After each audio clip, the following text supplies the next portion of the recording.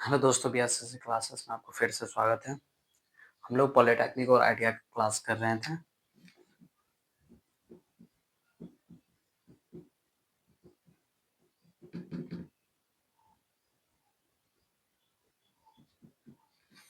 आज हम लोग केमिस्ट्री पढ़ेंगे। क्या पढ़ेंगे?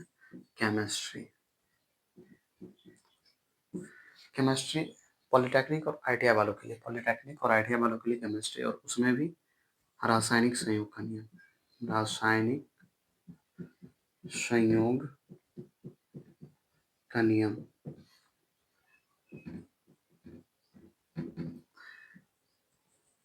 हम लोग ये सब 9th में ही पढ़ते हैं कि रासायनिक संयोग का नियम क्या है, ये कौन दिए थे, क्या क्या होता है।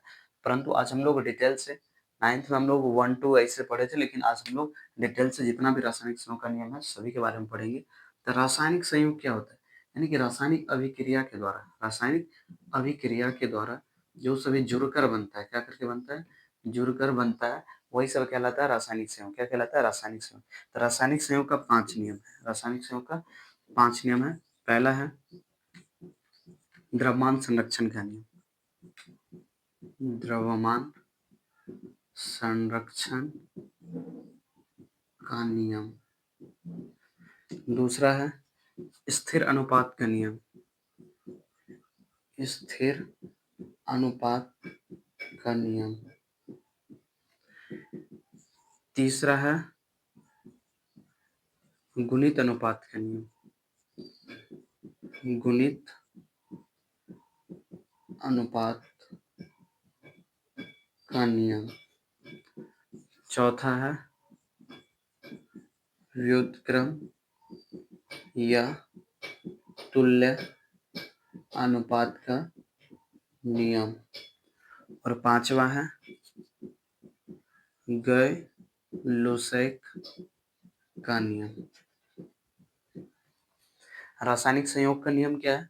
तो रासायनिक संयोग यानी कि रासायनिक अभिक्रिया जो एक रासायनिक अभिक्रिया के द्वारा जो जुड़कर एक दूसरे के साथ मिलकर जिस नए यौगिक का निर्माण हो रहा है, जिस क्रिया के द्वारा अलग अलग यौगिक का निर्माण हो रहा है, वही सभी क्या कहला रहा है? रासायनिक संयोग। तो रासायनिक संयोग का 5 नियम है। पहला द्रव्यमान संरक्षण का नियम, स्थिर अनुपात का नियम, गुणित अनुपात का नियम, व्युत्क्रम या तुल्य अनुपात का नियम, गैर-लुसैक। आप लोग इसका स्क्रीनशॉट लीजिए।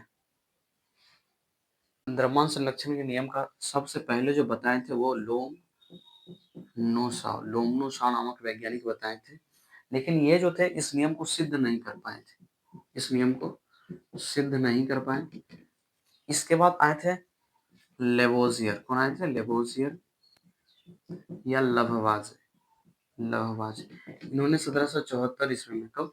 1774 ईस्वी में इस नियम की पुष्टि की। यह नियम क्या है? तो ये नियम के अनुसार बोला जाता है कि किसी भी रासायनिक अभिक्रिया में, रासायनिक अभिक्रिया में द्रव्यमान को ना ही उत्पन्न कर सकते हैं, ना ही नष्ट कर सकते हैं। अब कोई पूछ दिया है इस नियम के बारे में तो बोलना क्या है? किसी भी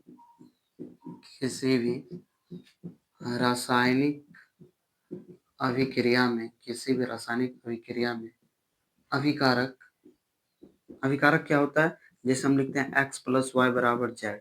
तो ये जो है, सॉरी, यहाँ पर ये जो है एरो से पहले जो होता है इसको बोलते हैं अभिकारक, एरो के बाद जो होता है उसको बोलते हैं प्रतिफल। तो ये x + y क्या हो गया? अभिकारक। क्या हो गया? अभिकारक। तो किसी भी रासायनिक अभिक्रिया में अभिकारक एवं प्रतिफल का द्रव्यमान हमेशा समान रहता है। कौन बताए थे? यहाँ लिख लेना है। सबसे पहले बताए थे लोमनोसॉव, लेकिन ये इसको प्रतिपादित मतलब सही ढंग से ये सिद्ध नहीं कर पाए थे। इसके बाद कौन बताए थे? लभवाजे या इन्हीं का नाम है लेवोजियर। जो 1774 ईस्वी में बताए थे। ठीक ना? किसी भी रासायनिक अभिक्रिया में अभिकारक एवं प्रतिफल का द्रव्यमान हमेशा क्या होता है? समान रहता है। एग्जाम्पल क्या? सबसे पहले H2 + O2 निर्माण क्या करेगा? H2O। सबसे पहले हम लोग का काम होगा कि इधर अणुओं की संख्या और इधर अणुओं की संख्या को संतुलित करना, अर्थात इधर हाइड्रोजन का संख्या ऑक्सीजन का संख्या, इधर भी हाइड्रोजन का संख्या, ऑक्सीजन का संख्या, सभी को संतुलित करना। इधर हाइड्रोजन 2, इधर भी हाइड्रोजन 2, चलो सही है। इधर ऑक्सीजन 2, इधर ऑक्सीजन 1। इधर ऑक्सीजन को संतुलित करने के लिए यहाँ हम लोग क्या करेंगे, 2 से मल्टीपल करेंगे। तो ये इसके साथ भी मल्टीपल होगा, ये इसके साथ भी मल्टीपल होगा। यहाँ कुछ नहीं है तो 1 है। तो यहाँ अब हाइड्रोजन का संख्या 4, ऑक्सीजन का संख्या 2। यहाँ पर ऑक्सीजन, सॉरी यहाँ पर ऑक्सीजन 2, हाइड्रोजन 2, बट इधर है 4, इसलिए यहाँ पर लिखेंगे 2s2। अब दोनों क्या हो गया, बैलेंस हो गया। बैलेंस करने के लिए आप लोग पहले से जान चुके होंगे 10th में भी है बैलेंस्ड। अब इसका द्रव्यमान दोनों निकालना। ये होता है अभिकारक, ये क्या होता है अभिकारक, और ये होता है प्रतिफल, ये होता है प्रतिफल। तो अभिकारक 2 गुना, सॉरी यहाँ लिख देते हैं राइट, यहाँ कितना हाइड्रोजन 4, 4 गुना हाइड्रोजन का द्रव्यमान जोड़ 2 गुना ऑक्सीजन का द्रव्यमान। तो 4 गुना हाइड्रोजन का द्रव्यमान 1, 2 गुना ऑक्सीजन का द्रव्यमान। आप लोग 1 से परमाणु संख्या याद कर लीजिएगा, ठीक ना। ये हो गया 4 जोड़ 16 दूनी 32, 36 AMU, यानी कि अभिकारक का कितना आ गया 36 AMU। अब हम लोग प्रतिफल पर आते हैं। प्रतिफल क्या है 2H2, 2H2, यानी कि इसको लिख सकते हैं, यहाँ पर कितना हाइड्रोजन हो गया 4, 4 गुना हाइड्रोजन का द्रव्यमान जोड़ 2 गुना ऑक्सीजन का द्रव्यमान होगा। फिर से 4 गुना 1 जोड़ 2 गुना 16, 4 जोड़ 32 बराबर 36। यानी कि देखो ये 36 यानी कि अभिकारक का और प्रतिफल का दोनों का क्या आ गया, सेम आ गया। तो वही बताए थे जो, सॉरी लवाज है, कि किसी भी रासायनिक अभिक्रिया में अभिकारक और प्रतिफल दोनों का द्रव्यमान क्या होता है, हमेशा नियत रहता है। लोग लिखिए फटाक से। उम्मीद करते हैं कि ये लिखा गया होगा।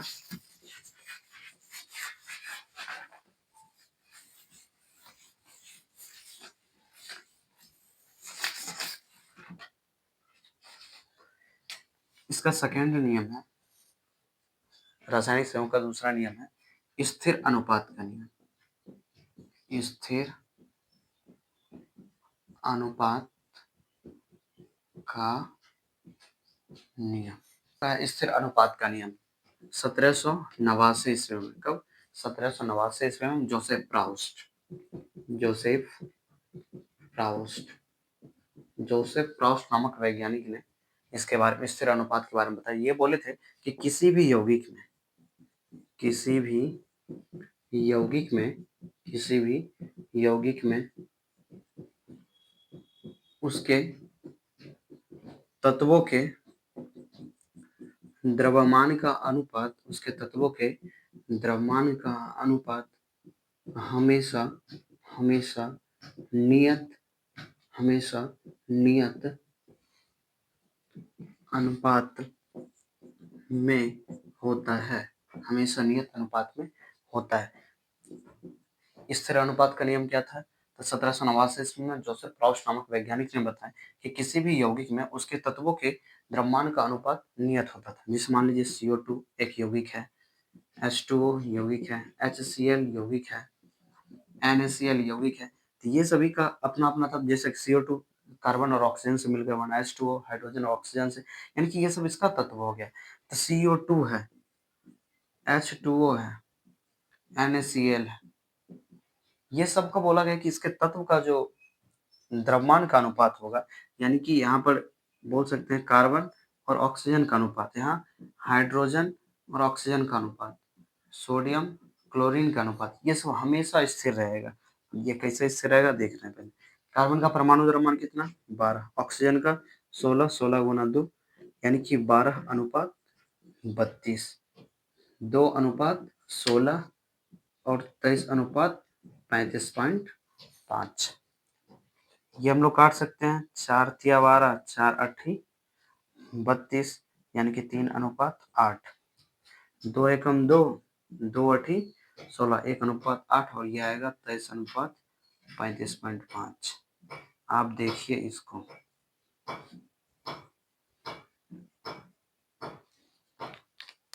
CO2 कार्बन डाइऑक्साइड कहीं से भी आप लेंगे, कहीं भी होगा CO2, वहां पर कार्बन और ऑक्सीजन ये दोनों का अनुपात क्या होगा, हमेशा 3:8 होगा। जल H2O 1:8, यानी आप नाला से लीजिए, गटर से लीजिए, नदी से लीजिए, तालाब से लीजिए, मिनरल वाटर कहीं भी होगा, हाइड्रोजन और ऑक्सीजन दोनों का अनुपात क्या होगा, 1:8 होगा। NaCl नमक कहीं भी होगा तो 23:35, यानी इस अनुपात में ही मिला रहेगा।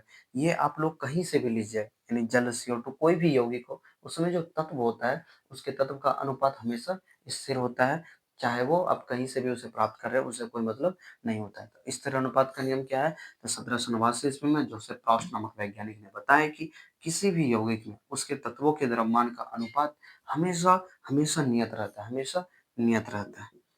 इसको भी आप लोग जल्दी से नोट कर लीजिए।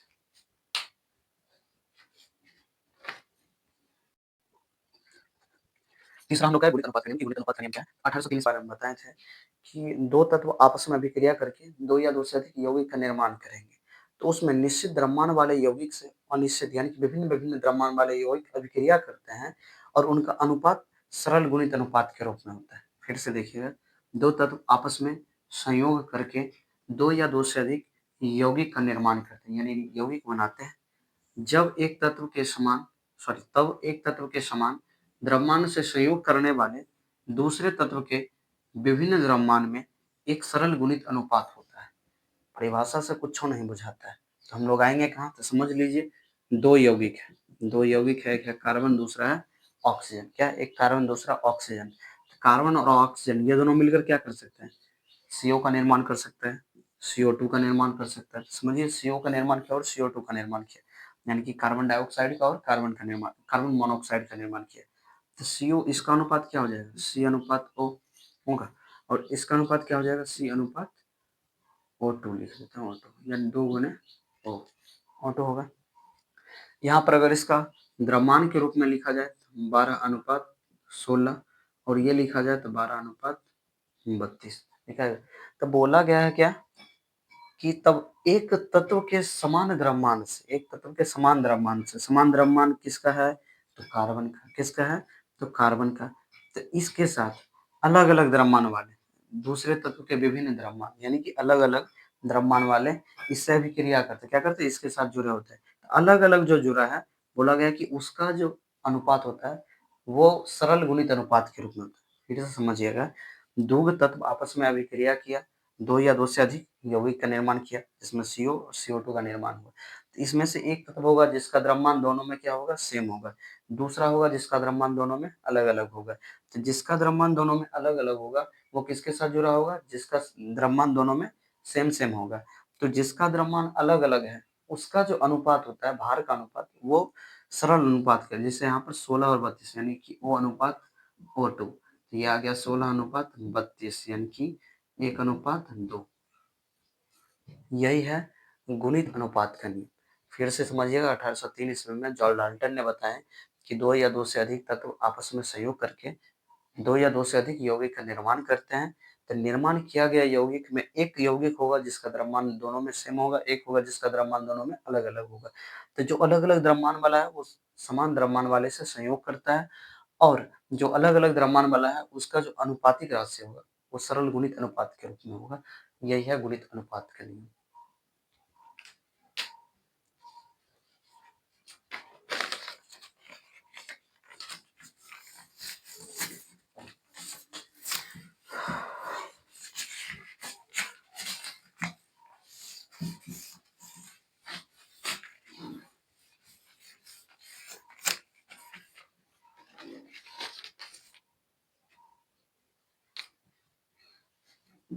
4 नंबर हम लोग का है व्युत्क्रम या तुल्य अनुपात का नियम।